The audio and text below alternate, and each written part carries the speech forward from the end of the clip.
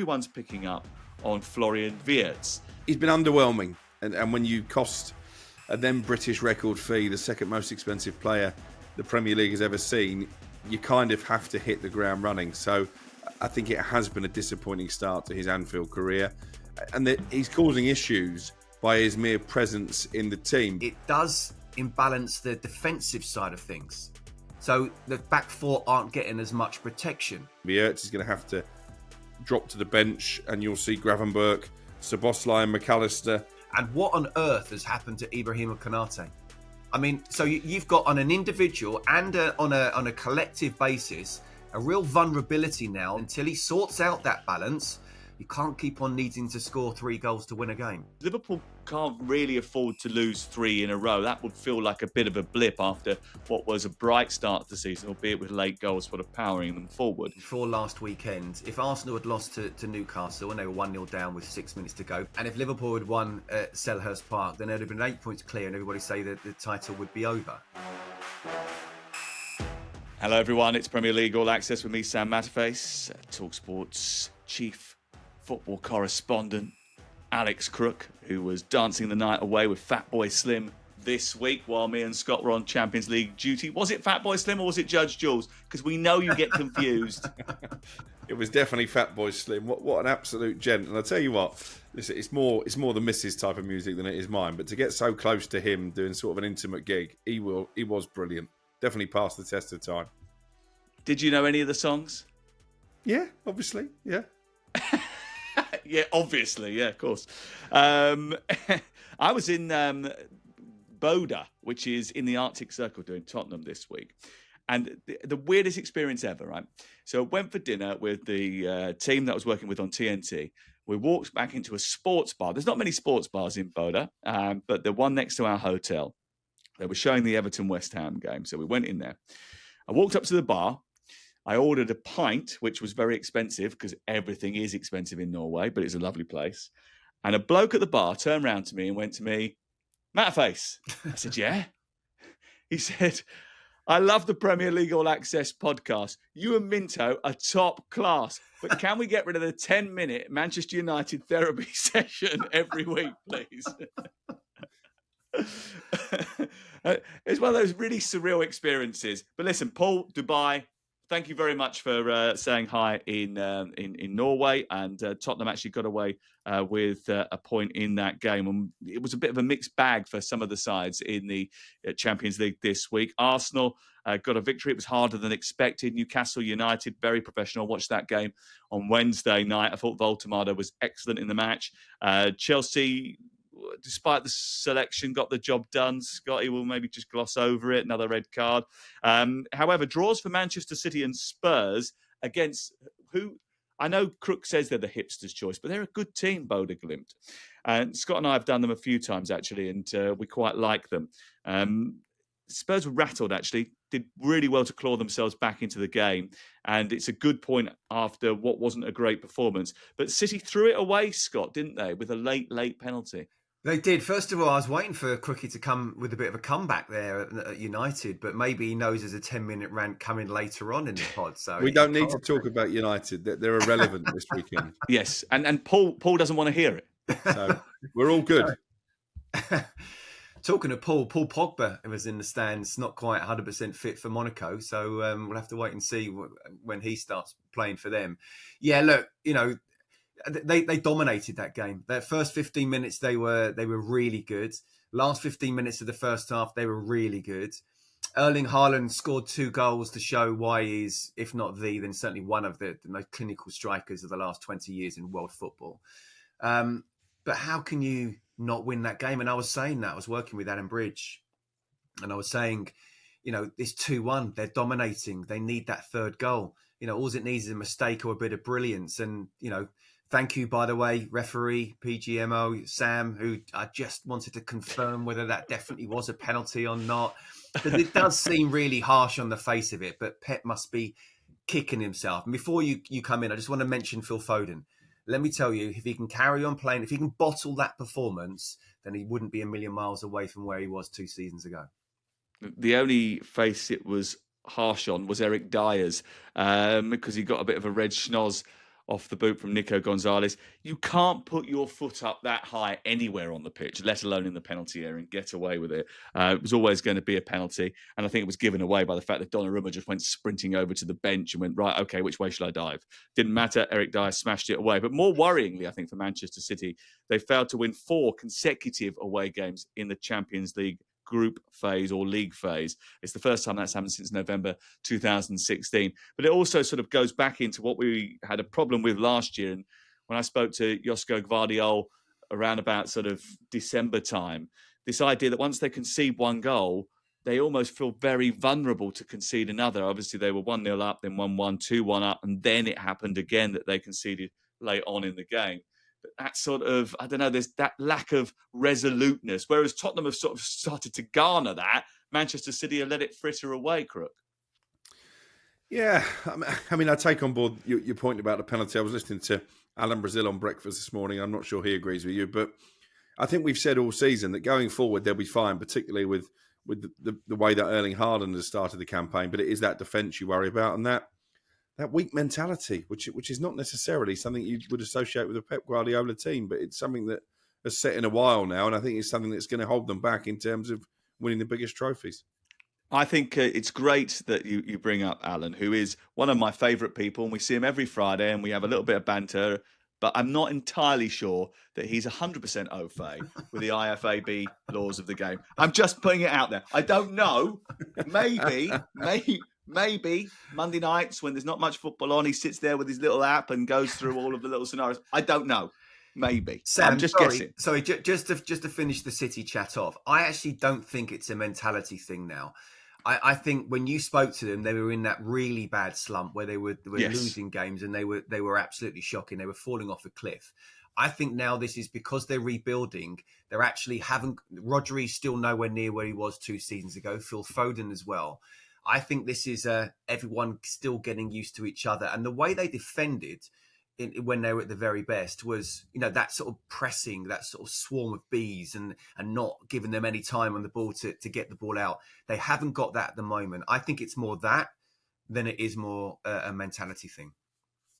Liverpool defeated once more, and the pundits are concerned about the balance of the team with Florain Wirtz in it. We will get into that now, and we'll get into the rest of the weekend as well, starting with the game that the champions are involved in. They're facing the rare possibility of 3 defeats on the spin, but they are going to Stamford Bridge.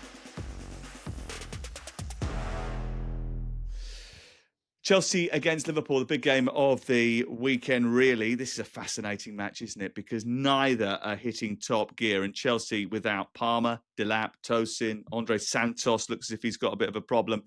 Fofana, Chalobah, longer term, no Isugo or Colwell. Obviously, the biggest issue is that they're not performing at home, Scott. Yeah, although that Brighton game, wasn't it, their first defeat in the Premier League at home in about 13 matches. So, look, they drew with Crystal Palace, and they probably shouldn't have beaten Fulham, and they've only just got over the line against Benfica and had a player sent off. So it hasn't been what you'd expect from the world champions at the start of the season, is it? After Chelsea won the Club World Cup, a lot of people were saying, well, shouldn't they be Premier League title contenders? And I, along with Jason Cundy as well, was saying, yes, all this money has been spent, but if you actually look at the squad and study what they've got, I think to ask Enzo Maresca to go and win or challenge properly for the Premier League title while still combining the Champions League, the squad's not strong enough. And I don't blame him for that. I blame recruitment. That's my absolutely. But are people really asking for that? Or, I mean, the consistent Palace, Fulham, Benfica at home. Side, Sam. Palace at this moment in time with Eza in it. Absolutely. Tell you what, they're a very good side at the moment, and that was the first game of the season. Fulham, you and I were both there. It wasn't a good performance, but they found a way to win. They've just come off the Club World Cup, and for me, and I know we can touch on it if you want. Producer Jez put in the fact, am I missing Nicholas Jackson, or more to the point, is Chelsea missing Nicholas Jackson? I've said right at the very start, when it looked like he was possibly going to Bayern Munich, you need 3 top strikers. You need to kind of assume that one's going to be injured, and then you've got one playing and one on the bench. And it's exactly what's happening now. And Chelsea, games are won on moments by top class players. I go back to Ruud Gullit saying, I want you to do two things that affect a game, and the top class players do that. Gianfranco Zola sort of balanced it out for me. He did 4, I did 0, But that's not true, Scott. Well, you scored most of your goals that you scored were for Chelsea. Yeah, Charlton and Chelsea were most of my goals. Look, my point is... We just talk about Chelsea. My point is that Chelsea are still... And it seems incredible to say with all the money's been spent, they're still not got players in the right places to actually go on and perform. And they're coming off the back of a very busy summer. And they've got a lot of injuries now. So Enzo Maresca, for me, he's got to sort out the disciplinary problem to make sure they don't keep on getting sent off. But even 11v11, yeah, it's tough at the moment. But that's what the Premier League's about. Yeah, I'm kind of with you, especially with the recruitment situation, because there's no leaders in the group. And if you look at Brighton, for example, right, this is the model that everyone wants to copy. Chelsea have obviously tried to photocopy everything that they've ever done and look and implement it. They just forgot the page that said add experienced player to it, because Chelsea do not have one of those, which is a serious issue, actually. And the only thing I would say is selection-wise, he does make the odd Rick every now and again. I'm not entirely sure that Benfica at home against the Jose Mourinho team was a great one for Tyreek George, but I think that's up for debate, and it's certainly something that Chelsea have got to. I mean, it's just the kid's 19. He almost went to Fulham, and now he's being thrust in as the number 9 for Chelsea because of injury issues. I think Crook will tell us that that's something to do with the fact that Mark Guiu has come back from Sunderland, inexplicably, really, because now they're not going to use him because they want to sell him on when it comes to January. But that sort of commodity trading in players is hampering the development of the football side. And I'm a little bit frustrated by that. And I'm sure Enzo Maresca is as well. Yeah. Liverpool, a little bit frustrated. Midweek off the pace again, Crookie. I think we have to remember that it's only a couple of months since they had a terrible tragedy in their ranks. So we have to be careful about how we judge them. But tactically, there are a few things that don't seem to be working, and everyone's picking up on Florian Wirtz. How do you assess his start to the season, or do we need to ring up Kevin Hatchard? I think if you want a case for the defence, you probably do need to ring Kev. Listen, he's been underwhelming, and when you cost a then British record fee, the second most expensive player the Premier League has ever seen, you kind of have to hit the ground running. So I think it has been a disappointing start to his Anfield career, and that he's causing issues by his mere presence in the team, because it's forcing Arne Slot to go away from what Liverpool did last season in terms of the structure of the team. Szoboszlai started at right back against Galatasaray. He started the second half there against Palace at the weekend as well. And that is in order to make sure you can get all of those midfielders that were so key to what Liverpool did last year into the team, because obviously Wirtz has to play really in the 10. He played off the left against Palace and made no impact. I think he's going to have to go back to basics this weekend. I think Wirtz is going to have to drop to the bench, and you'll see Gravenberch, Szoboszlai and McAllister come in and make up that midfield trio. I do think they're missing Trent Alexander-Arnold as well. I think the balance of the team has been disrupted by his departure. And I think they knew that, because actually I spoke to somebody fairly senior at Liverpool over the summer, and he said that we can't directly replace Trent Alexander-Arnold. We can't find that mould of player. So we've got to try and find that creativity in other areas of the team. And that's where Wirtz comes in. And as we say, at the moment, it's not working. Well, interestingly, Crook says it forces Arne Slot to go away from the tried and the tested. Well, it doesn't really, because they didn't have to buy Florian Wirtz. They obviously spent that money and committed that money, decided to commit to that long contract because presumably they had a plan for how it was going to work. So Arne Slot hasn't been forced into this situation. What's happened is that they've decided to buy this player for a reason. That tactical plan, whatever it is that they formulated, hasn't quite clicked yet. Why is that? Look, it does make me laugh that before last weekend, if Arsenal had lost to Newcastle and they were 1-0 down with 6 minutes to go, by the way, they scored 2 late goals. Isn't that very good? And if Liverpool had won at Selhurst Park, then it would have been 8 points clear, and everybody say that the title would be over, and they haven't even clicked yet. So, let's be careful. You say about being careful, and we do have to be careful. Let's be a little bit balanced, that from week to week it does change. By the way, isn't that brilliant for the Premier League and for us that we're saying something completely different each weekend? But there is, especially when we got Crook on the podcast. There is a problem for Arne Slot. You can't keep relying on those late goals. That is that title-winning mentality, but you can't do that every single game. And you talk about balance, and there's definitely an issue there. When Klopp's, championship-winning sides, you had the Wijnaldum, Fabinho, and Henderson. Last season, Szoboszlai, McAllister, and Gravenberch. It's a very, while there's skill there and there's talent and there's technique, there's a very functional midfield as well. And then allowing the front three to go on and score. This, as you say, not forced to spend that money. They wanted to try and do something a little bit different and put Wirtz as a number 10. One, he's taken time to settle, but he is a class player, and I'm sure he will. But also, two, it does imbalance the defensive side of things. So the back four aren't getting as much protection. Now, Crookie's absolutely right. You can't replace Trent. Frimpong doesn't look like he's a proper right back. Conor Bradley is always injured. Kirk is on the other side. Well, he's struggling to show the form of Bournemouth, and I wouldn't be surprised if Andy Robertson plays at the weekend. And what on earth has happened to Ibrahima Konate? I mean, so you've got on an individual and on a collective basis a real vulnerability now that, listen, I still feel that any team finishes above Liverpool will win the title. But I did predict Arsenal to do that, and I think they're more than capable of it. And until he sorts out that balance, you can't keep on needing to score 3 goals to win a game. Yeah, the Duolingo official Twitter account thinks it's because Konate's been spending too much time on his Spanish lessons rather than his defending. A little bit tongue-in-cheek there. Alexander Isak, though, has a very good goal-scoring record against Chelsea. He may well be forced into action because Ekitike, after being suspended, now looks as if he's got a bit of a thigh injury as well. 4 goals in 6 meetings with Chelsea when he was a Newcastle player. Do we think that by now he should be up to speed and ready to go? And could Chelsea be his first real victims, Crook?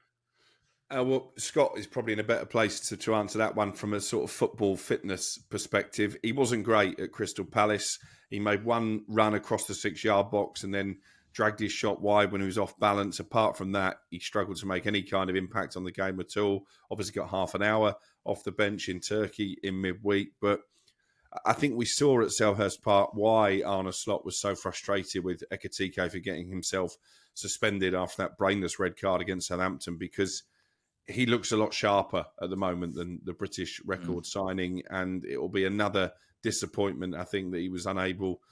He looks like he's going to be unable to play in this game. But yeah, I've been speaking to various ex-players, and they keep telling me if you miss pre-season, or so much of it as Alexander Isak has, it can take you a long, long time to get up to speed.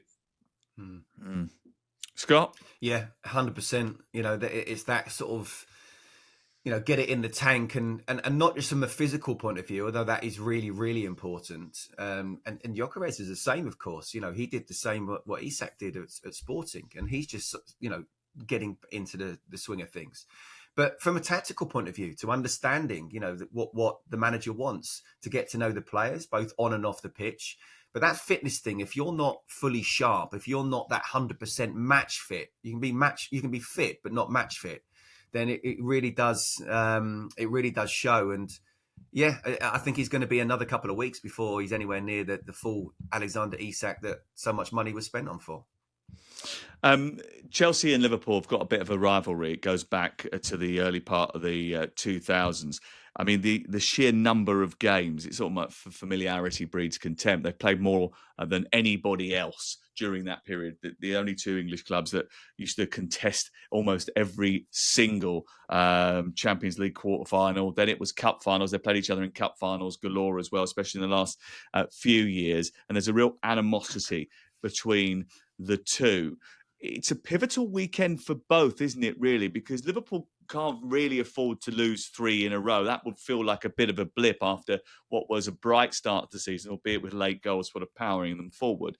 But for Chelsea, I think even more so, Crook. Enzo Maresca got a vote of confidence over the weekend that nobody asked for, really, let's be honest. It was sort of volunteered for some reason. And he's now in a situation where actually, if they were to lose to Liverpool, they'd go into that sort of international break, and then the next couple of weeks where they've got a big Champions League home game against Ajax, feeling a little bit sort of as if, hold on a second, is there a few question marks here over the leadership of this team? Yeah, I'd love to know the decision behind briefing the media on Sunday night that Enzo Maresca's position wasn't under threat, because as you say, I'm not sure that anyone was suggesting it was at that moment in time, but all this has done, I think, is turn the spotlight on the fact they've made a pretty disappointing start to the season. Chelsea, the club, are blaming that on injuries and sending offs. Now, with the injuries, you've got to have sympathy because you can't really guard against that. But I mentioned it on Tuesday when I was in for Simon Jordan alongside Jim White. They've had the joint most cards in the Premier League this season, Chelsea. So that suggests to me there's an ill-discipline problem there. That isn't bad luck. I think that comes down to the fact they've put their faith in a lot of young players. You use the word naive when they played Bayern Munich in the Champions League. It's naivety, it's tempestuousness, isn't it? It's sort of like that need to go out and prove yourself. It's a little bit, it's lacking the experience of knowing when to get involved and when not to get involved. Yeah, and João Pedro, the latest to fall victim to that in midweek, and he has got that in his locker. He is hot-headed, he is passionate. Sometimes he doesn't necessarily channel that in the right way. So I'm intrigued to see what happens with Chelsea from this point forward, because, I was sort of touting them as dark horses for the title. That clearly isn't going to happen.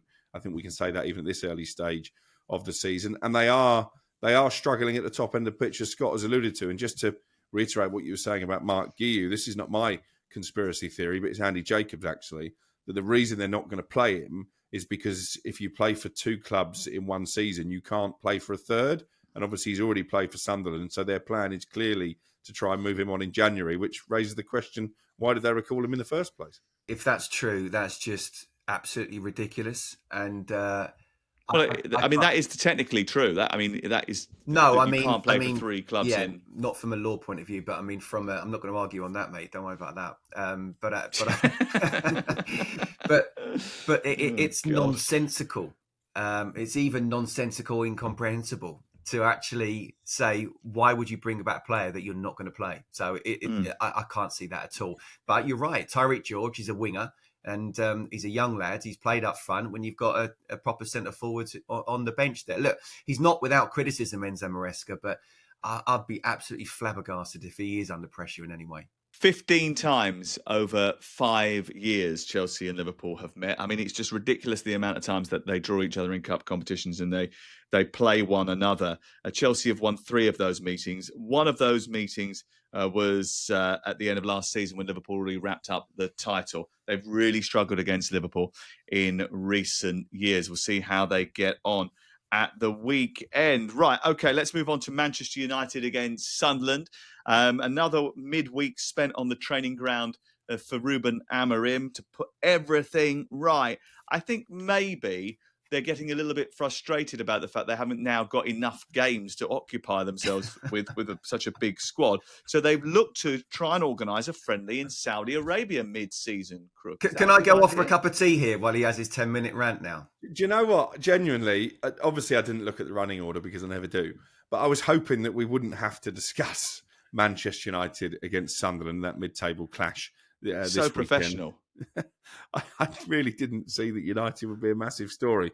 Listen, the Saudi Arabia thing is another embarrassment, isn't it, for the football club? I think Martin Samuel highlighted in his column this week that really the most damning indictment of where United are as a club is they're not in Europe, and that hasn't happened too often in the last 30 years. So the fact they're going to try and fill that void by going off and just making a few more quid for the Glazer family by playing these games in Saudi Arabia is just a sad reflection on the football club, really. But I do think this is a big game against Sunderland at the weekend. The Black Cats, 5th in the Premier League table, really well coached, really good recruitment this summer, particularly the goalkeeper.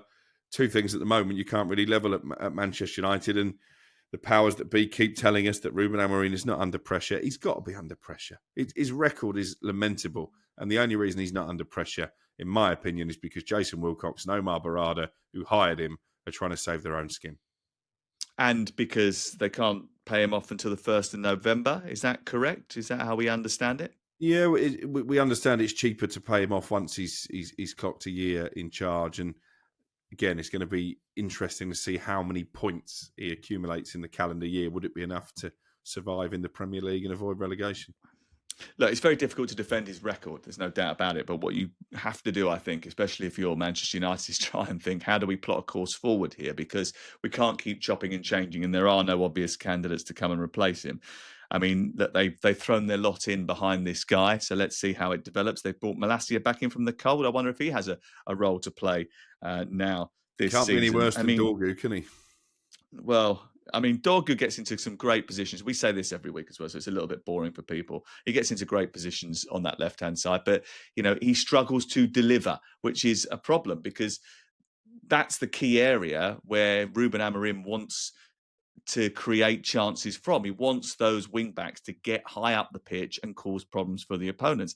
He actually does that a lot, Dorgu. He just can't get his final ball into where it needs to be so that they can score goals, and scoring goals is a massive, massive problem. Sunderland have only lost once this season. They're up to the dizzying heights of 5th in the Premier League. 3 wins out of 6. Their only defeat to Burnley away from home. They're 1 point off Southampton's total for the entirety of last season. They will not be fazed either, will they, by going to Old Trafford, Scott Minto? No, look, it's a perfect time to go to Old Trafford, isn't it? The way Manchester United are, flip-flopping a bit like someone else. 1 week they play well and 1 week they don't. It's the perfect time. And do you know what? They've had a great start to the season. I think fixtures have been quite kind to them, but they're a promoted club. When you think of just a few seasons ago, they were in League One, let alone the Championship. And Reggie Labrie, the job he's done, nothing short of sensational. To be fair to Crookie, in the summer, and I was listening when I was away to the pod, he was saying they're building a really good squad here. When they went up in that Championship playoff final day, I thought, you know what, they'll struggle to get probably this amount of points out the whole season. Their recruitment has been absolutely brilliant. I think the win at home against West Ham was really important. I think they'll be disappointed to have lost and played badly in the way that they did. Their only loss in the league. But since then, they've bounced back. Home form, absolutely key. But going to Old Trafford, if they do score that first goal, then, listen, the crowd won't be happy there, I'm sure. Wirtz in goal, very good. But Granit Xhaka, what a signing. And you can just imagine him, not just what we see on the pitch, but off the pitch, the leader he is, the standards that he'll set. And I'm leaning towards Crookie at the moment. And he called it very, very early that they will stay up. Yeah, well, I listen, I hope they do, because they've worked really hard behind the scenes, and we know a few people there that have been putting together a plan for staying in the league. I spoke to Crook about this at the end of last season when I sort of met up with some of the recruitment team ahead of the playoffs. They were making 2 plans. They were getting ready for life back in the Championship and an assault on trying to win it, and they were making a plan just in case they got up into the Premier League. They've put those plans into place, and they've done very well. Regis Labrie has managed to pick up back-to-back wins in the Premier League before your man Ruben Amorim. That's pretty impressive, I think. Also, I just think there's this extra little bit of sort of... I think they'll be a little bit disappointed. They didn't beat Aston Villa, because actually I thought Aston Villa that day were there for the taking, and they had a player sent off, petulant.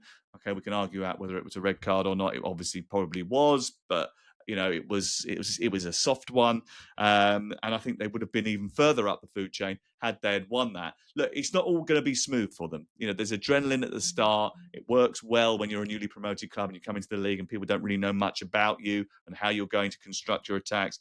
And then as the time goes on, people work out what you do and they defend and change accordingly. So let's see how they get on. But they know they've got a great opportunity at Old Trafford this weekend, because it's not the place it once was. Let's get to more of Saturday's action now and head to the Emirates. Scott's right. Funny a difference that a week makes in football. After Arsenal's draw with Manchester City, everyone was writing them off. Fast forward to now, and all of a sudden they're title favourites once again. They are, with the bookmakers, title favourites because of that late dramatic win that both Crook and I were at the weekend. It does feel as if that maybe, Crook, could be a bit of a turning point. And when we were in the tunnel afterwards and we were chatting with Mikel Arteta, he was exuding an enthusiasm and confidence that I've rarely sort of seen from him.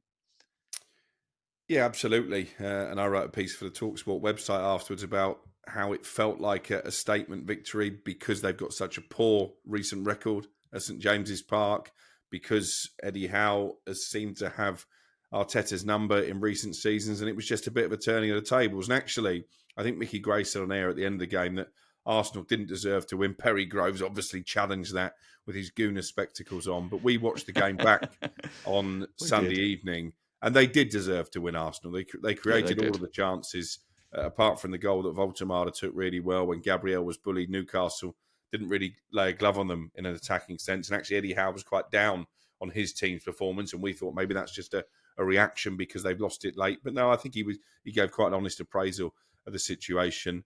But you talked about Chelsea and their lack of leaders. You can't accuse Arsenal of that. They've got leaders all over the pitch. I think Mikel Arteta got his substitutions right, and maybe when he talks about finishers and we mock him a little bit, we've got to sit up and take notice because those players he's bringing off the bench are having an impact. I think the fact they're favourites is as much a reflection of how much Liverpool have struggled at the start of this season as anything Arsenal have done. But yeah, let's see if they can back it up because they lost to West Ham last season. Really disappointing performance. I don't think that will happen again this weekend. And who knows, if Liverpool drop points, then maybe we could see a situation where Arsenal are slashed even more with the bookmakers.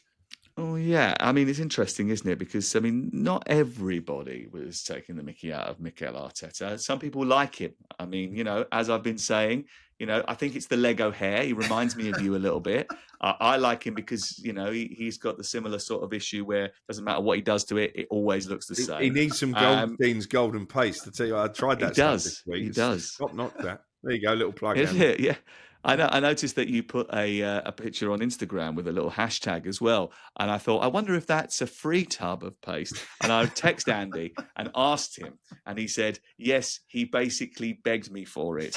I said, I'll get one on Friday, please. I think the other thing about Mikel Arteta is, and like, you know, I think people do sort of take the mick out of him a little bit and try and make him out to be a David Brent figure. I don't think he's like that at all. I've got a healthy respect for him, and I've mentioned it a lot on this podcast, dating back years. So I'm not a newcomer to this party.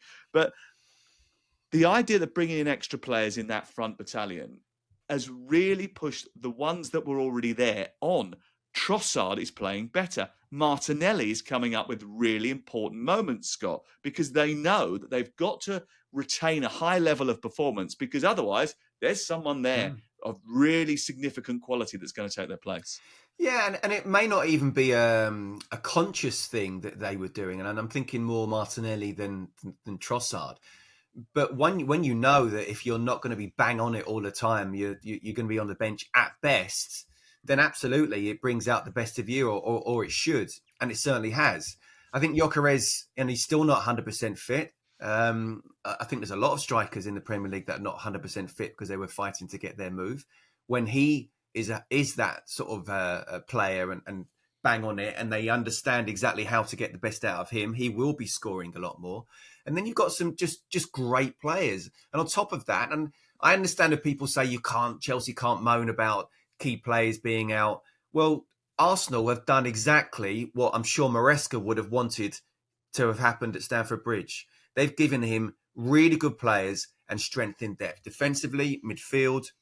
The only thing I'd say is if Gyökeres is injured, what do they do? But they just do what they did last season. Obviously, they need Havertz back fit as quickly as possible. They just have a strength in depth that, is the best out there. And where we were saying earlier about Liverpool scoring the late goals, are they lucky? And Arsenal, it seems to be different. I think Arsenal almost need that. They need that kind of defining game that they can look to give them the belief that they can go on and do it. Liverpool don't. But there's no doubt about it, that was a massive, massive win. And even midweek, and I sat on the train, I was working on the Monaco game, obviously, City, but I met a few Arsenal fans that I know, and I was sitting talking about them. He said about the team that he picked, they weren't sure, and yet still got the job done. This is a really good strength in depth, and things are looking great for Arsenal for sure. Yeah, very good squad. And just have a quick word on Gyökeres, because actually he didn't score in midweek, but it looks like he's getting closer and closer up to speed. And actually, the goal that they do score to put them in front is really all down to him. He looks second favourite. He's squeezed between two defenders, and he uses his incredible strength and frame to bustle his way past them and force the ball past the goalkeeper. It comes back off the post, and Martinelli nips in and puts it home. But that, I think, there are signs. And I think I mentioned this to you the other week. Again, I saw them against Nottingham Forest, and you could just see they're just starting to connect with him a little bit better, Crook. Yeah, and actually I thought he did quite well in terms of almost a running battle, if you like, against Malik Chow, who I really like the look of, and Sven Botman at St James's Park. So he isn't going hiding in games. He's not afraid to put himself around. He's leading from the front.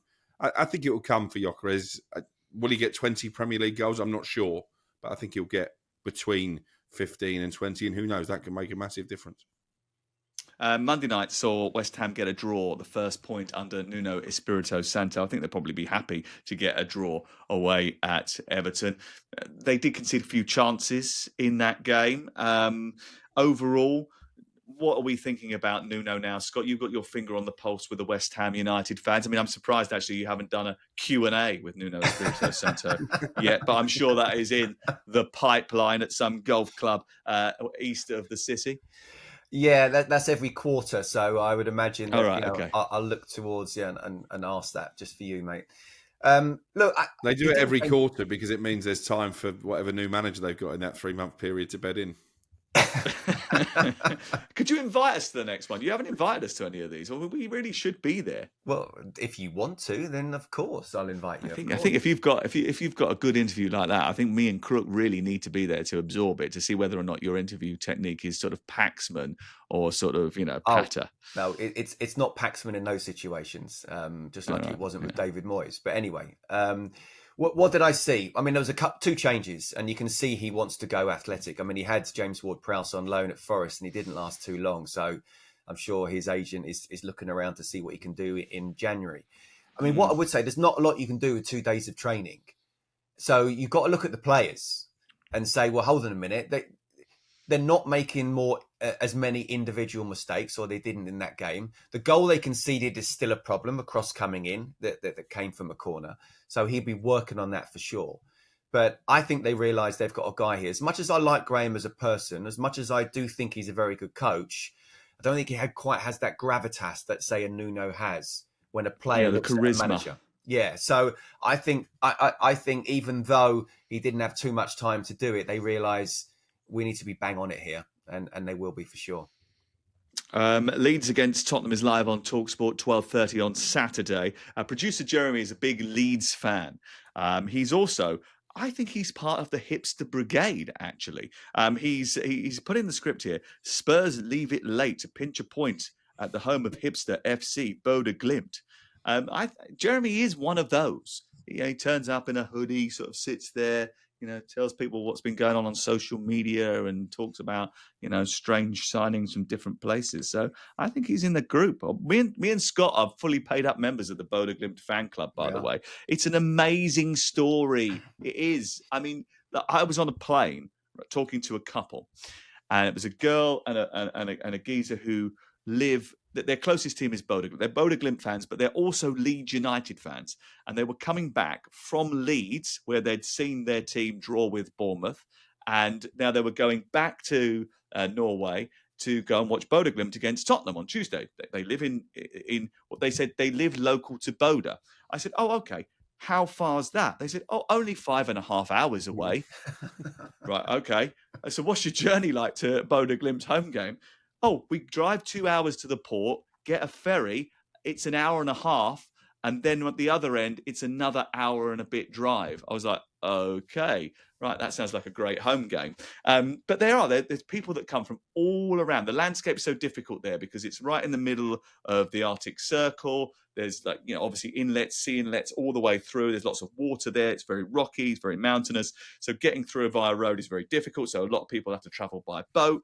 There's 8,000 people that can go to each game because it's a small stadium. They're building a new one. But this is a team that were in the second tier of Norwegian football, like literally 9 seasons ago. They've since won 4 of the last 5 Norwegian championships. They've gone Conference League, Europa League. Now they're in the Champions League. It's an amazing story. And half the players that are in that team come from that little tiny town. It's amazing. The guy who scored the 2 goals against Tottenham was born and bred in Bodo. It's mental. It really is. And the guy who runs the club, Kjetil Knutsen, is a brilliant manager that loads of clubs around the Europe have tried to snare. So, like, I think Rangers and Celtic have both had a go. Teams in the Premier League have had a go of trying to get him away, but he won't leave.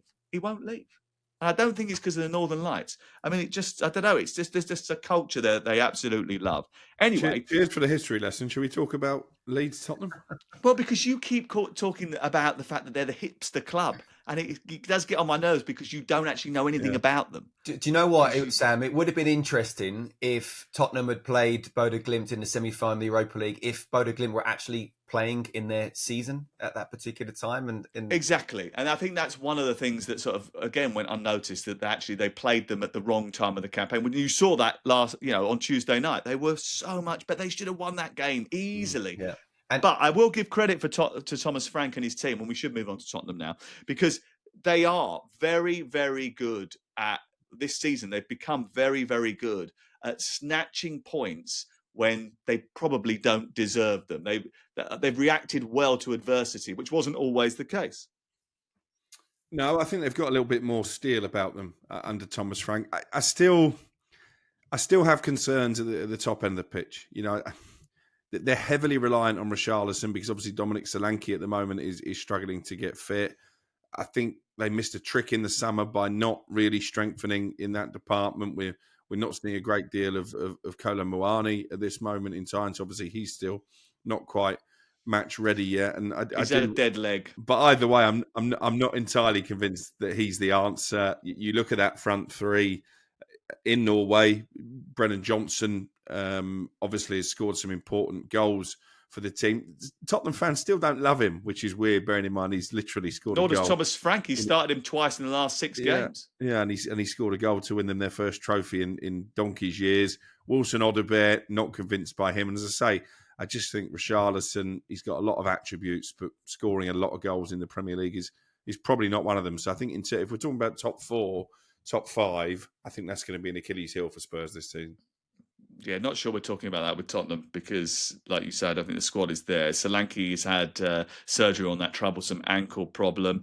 I think they do miss his press. I think they miss his pressing at the top end of the pitch and his physical presence. Richarlison, I'll be honest, didn't have a kick on Tuesday night. I know he scored the goal that got them the point, but basically the goalkeeper kicked the ball at him and it hit him and went in. It was just the fact that he was there pressurising that created the goal.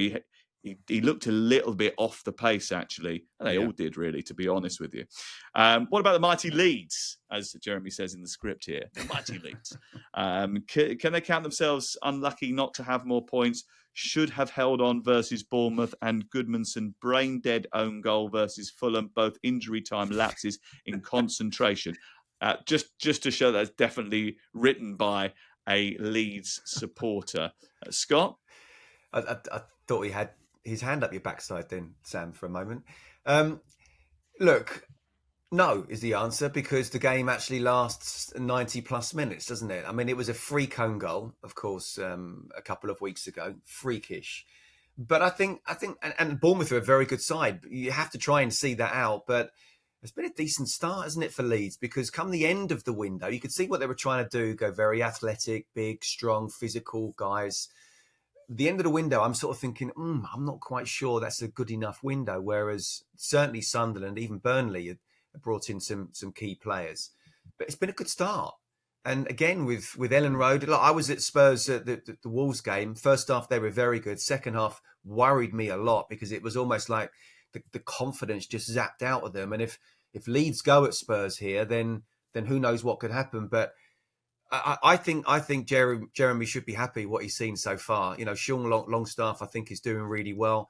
I think they've got that sort of that presence about them that they haven't had for a couple of seasons. I think Daniel Farke's learned from his failings in the Premier League before. So, look, I don't think they should have more points, but I think they should be pretty happy with what they got so far. Yeah, and look, the idea behind the recruitment was to get big physical players that could deal with the athleticism of the Premier League. A couple of those haven't sort of worked out yet. We haven't seen much of Bernal and Bijou, who are the two centre-halves they've bought in from Eastern European football, Germany and Slovakia. I think Bijou was Slovakian. But either way, they're not they've not been integrated into the first team perfectly yet. I saw them against Sheffield Wednesday, and those two really struggled, actually. But they've got some good players that have done well since coming into the team. And I also think that Dominic Calvert-Lewin's sign is actually a really astute signing because, okay, he has missed a lot of chances. Okay, he does sort of go through spells where he isn't available because of injury. But he's been a real nuisance at the top end of the formation. He causes problems for opponents. He's never going to be prolific. He just isn't that sort of striker. But he will do you a job, I think. And on a free transfer, it's probably about the best that they could get as their number 9, Alex Crook. Yeah, and he brings that Premier League know-how, which is always important for a newly promoted team. So I agree with you. I think there is a certain narrative around Dominic Calvert-Lewin that maybe is a little bit unfair because I think when he is fully fit, he's a real handful for defenders, as you say, without necessarily being overly prolific. But I think his combination play with Okafor was certainly a key part of their success against Bournemouth. And I've been pleasantly, well, I've not been pleasantly surprised because I'd rather they went down, but they have surprised me. Leeds, because I think we all had doubts about Daniel Farke when it came to managing in the Premier League, but they are competitive and they're going to be a problem for the established teams in the Premier League. I'm thinking Wolves and West Ham because they are going to pick up a lot of points, particularly at home. This is a tough task for Tottenham on the back of a long trip to Norway in midweek. Leeds have already got 8 points, I think it is. I think they've got more points now than Southampton had at the beginning of January, something like that, although that's not really saying much, is it? I mean, a lot of teams last year, if you look at the table from this time last year and you look at where Leeds are and Sunderland are in comparison, and then they're both miles ahead, they've done really well. I think those two may both survive this season, which would be absolutely terrific for the Premier League, I think. Leeds are a big club, aren't they? You need them in the Premier League. Yeah. On to Sunday now. Big game at St James's Park, where Angie's hunt for a Premier League win continues.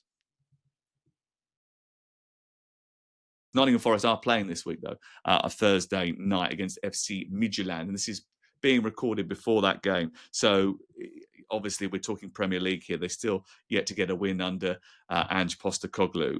Newcastle, though, up and running with a Champions League victory against Union Saint-Gilloise. Look, it's Union Saint-Gilloise, but they played particularly well. And Voltemada's ability to hold up the ball is going to be really key over the course of this season, Scott. And he did that brilliantly on Wednesday night. Yeah, it's another striker who's come in late and getting used to the pace of the Premier League as well as living in a different country, you know. So I think he's been very impressive. I think, you know, talked about him being that sort of 70s detective Starsky and Hutch style in terms of look, but he's impressed. It's not easy to come in and straight away hit the ground running. We talk about Alexander Isak, who's been used to the Premier League and yet still, you know, finding his feet at Liverpool. He's come in, he's scored goals. He's not your typical number 9, as I say. He likes to drop in. I think he is a 9 that drops in rather than a number 10. But then you need the wide players to go in behind him and exploit that pace. But I think it was really important after the loss at the weekend to get a very comfortable win. And, you know, I say this quite regularly because it is so important. The game after a European away game is a real test of how your squad is and how you can deal with the two competitions. The fact that it was such a good win and such a comfortable win in the end, I think will help a lot. But I would imagine at home, if they were a little bit tired, if this was at Forest, I'd actually fancy Forest. But with it being at Newcastle and the fans being behind them 100%, I'm with Newcastle on this one. Livramento's injury is a real problem, isn't it, for Eddie Howe? 6 to 8 weeks out. Somewhat of a relief that it's only 6 to 8 weeks because we were a little bit concerned that it might be another ACL problem for him because he's had an issue with that in the past. Lewis Hall coming back at just the right time. I suppose with Malik Thiaw coming into the team, there's a little bit more in terms of squad depth there. Cher came off the bench, didn't he, in the game against Union Saint-Gilloise as well. So they'll be delighted that their injury issues are not too bad. Just back on Voltemada, and I wanted to say this, Crook, because I think that there's a bit of sniping going on in German football, laughing at Newcastle for the amount of money they've paid. I'm sorry, but the market is the market, right? And Newcastle were in a very difficult situation where they had to replace someone of unbelievable quality who had basically scored 70% of their goals over the course of 2 seasons. The fact that this kid has come in at the age he is and he's getting ridiculed by people in his own country about the fact that they've spent so much money on him, I think is a bit of a disgrace. And it actually feels like a little bit of jealousy from Bayern Munich, because it's 2 Bayern Munich representatives that are doing these interviews, right? They tried to get him earlier in the summer, by the way, and they couldn't get the deal over the line because clubs in that country do not want to sell to Bayern Munich because they've already got a real strength. So actually, it feels a little bit snipish to have a go at Voltemada and Newcastle for signing the player for such a hefty fee.